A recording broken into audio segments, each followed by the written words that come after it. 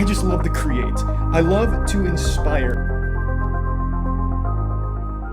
I did see a video get posted today. I think it was from Sunny, talking about how College Humor really like died. Yeah. Like everything they did just became like hard to watch. It was just like, ugh. I'm curious. Let's check it out.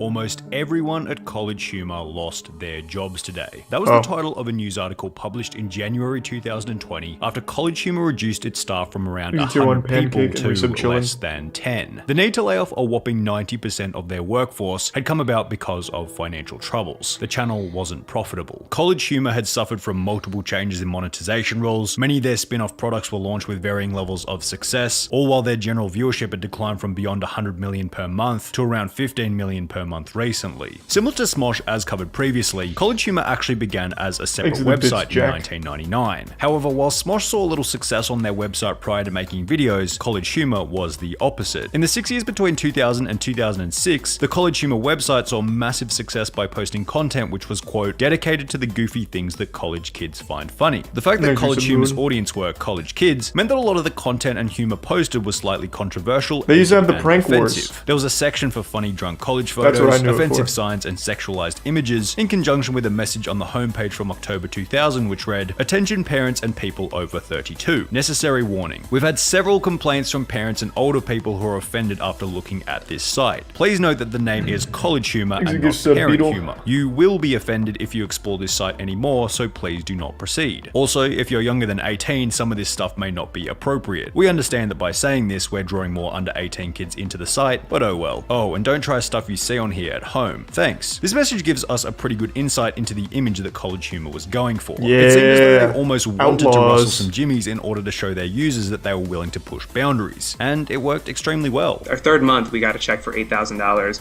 for really, minimal traffic, and I remember that was sort of like the moment where I realized this is actually like a real thing. By the mid-2000s, CollegeHumor's Google trend graph was clearly showing the site's popularity, which luckily for CollegeHumor drew the eyes of another large corporation offering this comedy website the opportunity of a lifetime. $20 million. That's how much the two founders of CollegeHumor reportedly received in exchange for a 51% stake in the company. This meant that all of a sudden, CollegeHumor had a bigger budget to work with, as well as the ability to pursue new and novel projects. CollegeHumor had been creating original videos and posting them to the CollegeHumor website dating all the way back to 2005, about a year before the acquisition by IAC. However, at the time, the videos were pretty basic and had a limited reach considering they were only accessible to those who happened to I don't even remember the website looking like that. Their newly found corporate funding in conjunction with fresh leadership changed all of this. Suddenly they had the budget and manpower to include multiple actors in their videos, which featured professional camera work and professional editing, all of which being uploaded to their newly launched YouTube channel called CollegeHumor TV or CHTV, under the control of their new president of original content, Sam Reich. A large portion of this new content being produced for YouTube continued on with their website's edgy, slightly offensive branding. Osama Night Live, Unsafe Sex, a series titled Clocksuckers, done deliberately with one of the CollegeHumor founders stating, "We remain edgy and keep a sensibility that college kids can relate to." It took them a while to figure out what would and wouldn't work here on the YouTube platform. For example, by 2007, over a year after beginning the channel, the group had gained only a touch over 8,000 subscribers, on top of a video queue that didn't exactly stand out as overly enticing. However, by 2009, this had changed dramatically. Their entire team had been plastered on their front page, showing everyone that they... In 2009, they had this many people on staff? 2009 is when they started the prank wars, right?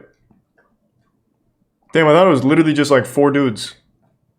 Wow, they really went balls deep in it. I mean, I guess it worked for a little while.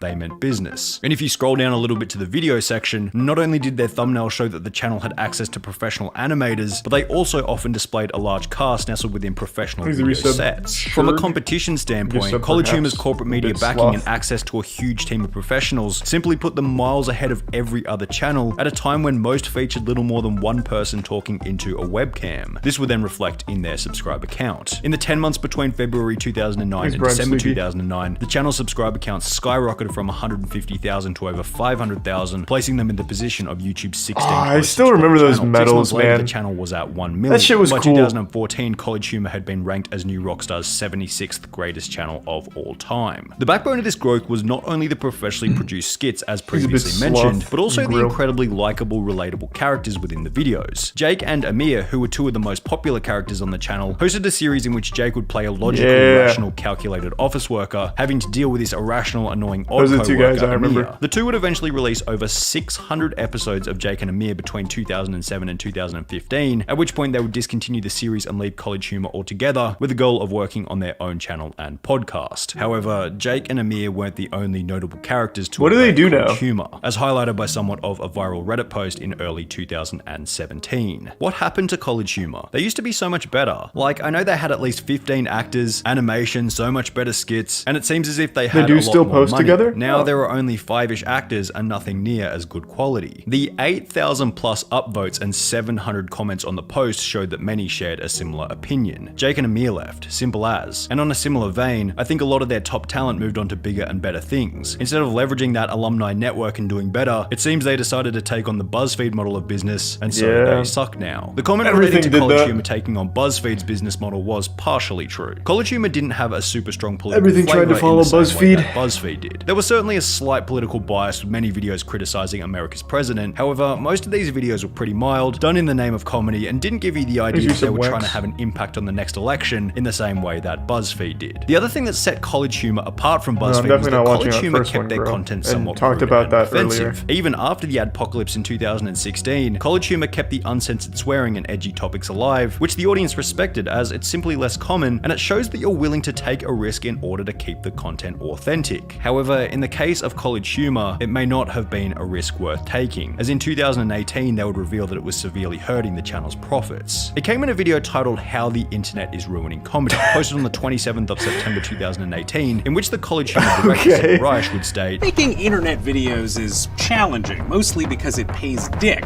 and Dick doesn't pay for internet videos." The That's so fucking wrong. That is...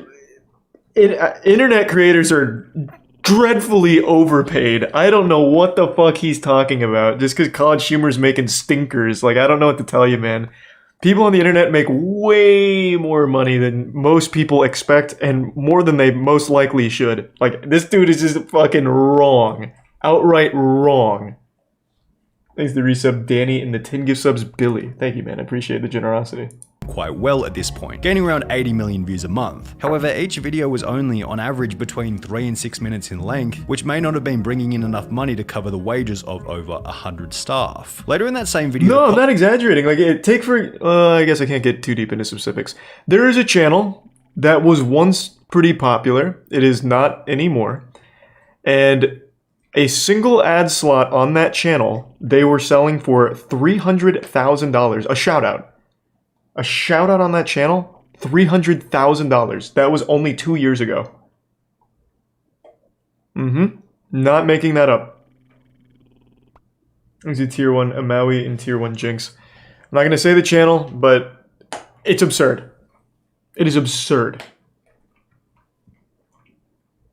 That's only one rare instance? No, it's not. Take, for example, Apex Legends. You remember how much they paid streamers to play the game for 3 hours? They paid $1 million to Ninja to play Apex Legends for like 3 hours. What are you talking about?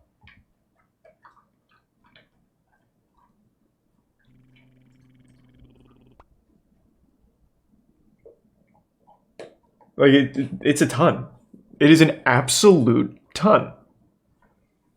It's a tier 1 Suck in the Prime Kilimi and the resub Blue. CollegeHumor would add that nowadays many of our YouTube videos are deemed controversial and don't make any money, showing that on top of the videos already being short, many of them weren't being monetized at all. For this reason, CollegeHumor would launch a third-party subscription website called Dropout, on which they could post all their uncensored content for free, marketing it as "It's like Netflix, but worse." and cheaper. Now, it's incredibly difficult, if not impossible, to find data on how popular Dropout TV was The top or get is, paid but bank, it didn't though. seem like it was Everyone a failure. gets There were paid comments on bank the on the introductory video over 2 years after Dropout's release stating, "I have been subbed for the site since this video was released, and I Here's a haven't prime regretted hype it once. resub. I really love these guys. Dropout is so worth it. There is so much to explore and deep dive, and I want to support everyone at College Humor and keep them going and creating. Best purchase I have made in ages. Honestly, Dropout is so worth it. It's cheap and I have tons of hours on my favorite comedy shows." It seemed as though Dropout TV was helping College Humor get to a position of profitability. However, such a goal was going to be much harder to achieve after the date of January 8th, 2020. College Humor's parent company pulled its funding, laying off more than 100 employees and leaving a long-time executive to run the company on his own. The title to that article summed up the situation perfectly. The parent company of College Humor, IAC, had pulled its funding from the channel, resulting in the layoff of 90% of its staff. College Humor's director Sam Reich would announce the news to his Twitter in a tweet stating, "IAC, our parent company, has made the difficult decision to no longer finance us. Today, 100 plus brilliant people lost their jobs, some of whom are my dear, dear friends. The twist, however, is that IAC has agreed to let me run the company myself. In words that I'm sure are as surreal to read as they are to type, I will soon become the new majority owner of CH Media. Of course, I can't keep it going like you're used to. While we were on the way to becoming profitable, we were nonetheless losing money, and I myself have no money to be able to lose." The gamer from Mars made a very strong argument in relation to this last tweet in his video discussing the College Humor layoffs. With over 20 years to start making money, how much longer did the team expect the financial backers to invest in this content before they'd be justified in cutting their losses? Any day It's now. a very good point. If the website began in 1999, was funded by IAC in 2006, and was still unprofitable by 2020, 14 years later, IAC were probably getting pretty sick of waiting around for the project to take off. The gamer from Mars then goes on to state another thing. Their lack of profitability would likely be acceptable if the business was growing. Yet all signs showed that things were actually going in the opposite direction. Their Google search volume was down tremendously alongside their YouTube viewership, which had also taken a dive since the early days of the channel. After 14 years without profitability in a business that was seemingly headed in a negative direction, it's hardly surprising to hear that IAC eventually decided to pull the plug. However, things certainly weren't over, and unexpectedly, the removal of IAC's funding might have actually been a blessing in disguise. In the 12 months prior to IAC pulling its funding, working with its full team of 100 employees, the channel gained a total of 457.6 million views, equivalent to 38 million per month. However, in the 12 months after IAC pulled funding, with a smaller budget and a team of between only 5 and 10 people, the channel gained a total of 468.2 million views, equivalent to 39 million per month, meaning that there was really no change in viewership after College Humor's 90% staff layoff. You'd think that it would be chaos, disorder, complete and utter pandemonium following the loss of I don't know why they had 100 employees to begin However, with. perhaps it made things more simple, streamlining the content creation process while getting rid of people who seemed important, yet might have just been holding things up or adding insignificant changes without anyone realizing. When looking at the content itself, it didn't seem like much had changed after their funding was pulled. Sam Reich stated that some of their projects will need to take on bold new creative directions in order to survive. Also, as previously mentioned, I can't keep it going like I used to. Yet, when comparing the content to before then after, I feel like early 2000s humor is gone forever. Not entirely, but the worst parts of it certainly are. I do this every time someone brings that shit up. Like, the early 2000s had the best humor. Like, you definitely misremembering. Like, this was what was popular in the early 2000s on YouTube. What was his big video? Oh, all of them were pretty shit, but the one I always go to. The one with the clothes hanger. The fuck was it? What the fuck was it? I think it's his most popular video. Yeah, this one. Grandma, you know, I'm so sorry we had to put you in that nursing home, but we just couldn't afford to take care of you anymore, and this just makes it easier for everybody. So, you're spooning with him right now. His name's George? He's 97. I'm gonna kiss some girls. I'm gonna kiss some girls. I'm gonna kiss some girls. I'm gonna kiss some girls. Yeah. Yes. So I think it's a good thing that most of it's gone. Sorry, man. What the hell is that? I'm not baking anything. I'm on the phone. What the hell's wrong with you? You got headphones in ears. I'm gonna have to go. Look, I'm real sorry for running to you. Are you okay? So anytime someone says that earlier YouTube or whatever was the golden age, I just think they were wrong, and they're just remembering that they were a kid and everything was great and like a magical experience back then. The shit is trash now. I still go back from time to time just to look at like old things I used to like when I was a kid, and I'm like, damn, fuck, that's bad. funding, there's seemingly very little difference. So perhaps they were simply able to keep up the same level of quality, only with fewer people. Well, for some time. Their 39 million average monthly views throughout 2020 has since declined to around 15 million per month, which began after a radical content shift approximately 6 months ago. College Humor uploaded a video titled No Laugh Newsroom, in which characters have to read a hilarious script and whoever laughs the most loses. Prior to this video, the content uploaded to the channel was fairly diverse, covering a bunch of different topics. However, in the last 6 months, College Humor has uploaded nothing but No Laugh Newsroom videos. While these are fairly hilarious, the graph seems to show that the lack of novelty is hurting the channel's overall viewership. Yet, it's hard to call College Humor a failure. They are still getting pretty reasonable views given the size of their channel and team, and it's not like they made a bunch of clear, irredeemable mistakes in the same way that BuzzFeed did. They're just a channel that kind of ran their course. True. For most businesses, to lose 90% of your staff as well as your parent company funding would mean certain death. Yet College Humor is still out there giving it everything they've got, certainly a commendable trait. Nice. I thought that was going to be a wackier story, but it really was just one of those things where, yep, they expanded way too fast with way too many people, and it didn't help them. Thanks for the resub, Chester. Make sure to smash that like button and thumbs up, ring the bell, tell your mom I said hi.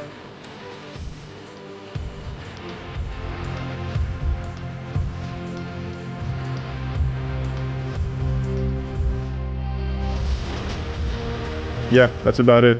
See ya.